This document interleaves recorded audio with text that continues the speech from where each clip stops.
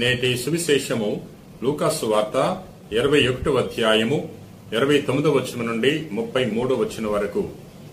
యేసు వారికొక ఉపమానమును చెప్పెను.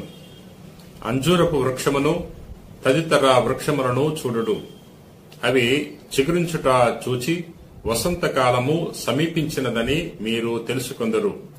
అట్లే ఇవి సంభవించుట మీరు చూచినప్పుడు దైవరాజ్యము సమీపించినదని తెలుసుకొనుడు. ఇవి అన్నియు జరిగినంత వరకు ఈ తరము గతింపదని మీతో నిశ్చయముగా చెప్పుచున్నాను. భూమి ఆకాశములు గతించిపోవును, కాని నా మాటలు ఎన్నటికి గతించిపోవు. ఇది క్రీస్తు సువిశేషము. క్రీస్తువా మీకు స్తుతి కలుగునుగాక.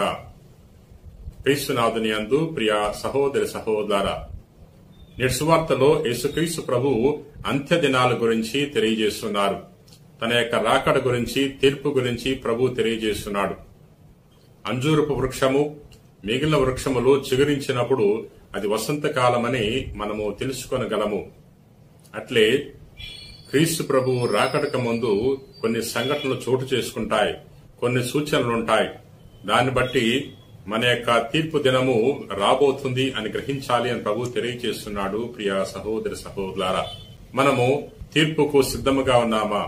యేసుక్రీస్తు ప్రభు ఈ సమయంలో మన చెంతకొచ్చి తీర్పు తీరిస్తే మనము సంతోషముగా ఆ తీర్పును అంగీకరించగలుగుతామా అని ఒక్కసారి మనందరూ కూడా పరిశీలించుకోవాలి. ప్రియ సహోదరి సహోదరులారా, యేసు ప్రభు యేసు వార్తలో మరొక విషయాన్ని తెలియజేస్తున్నాడు. భూమి ఆకాశములు గతించును, కానీ నా మాటలు గతించమంటున్నాడు. ప్రభు చెప్పిన మాట ఏది కూడా వృధాగా పోలేదు. ప్రభు పలికిన ప్రతి మాట కూడా నెరవేరింది. ప్రియ సహోదరి సహోదరులారా, యేసుక్రీస్తు ప్రభు యెరూషలేము పతనం గురించి తెలియజేశాడు. యేసు ప్రభు తెలియజేసినట్లే క్రీస్తు శకము 70వ సంవత్సరంలో యెరూషలేము పట్టణము నాశనమైంది. శత్రువులు యెరూషలేము మీద దాడి చేసి ముట్టడించారు. యెరూషలేమునున్న ప్రజలను శిక్షించారు. ప్రియ సహోదరి సహోదరులారా, యేసుక్రీస్తు ప్రభు యొక్క వాక్కు శక్తి గలది.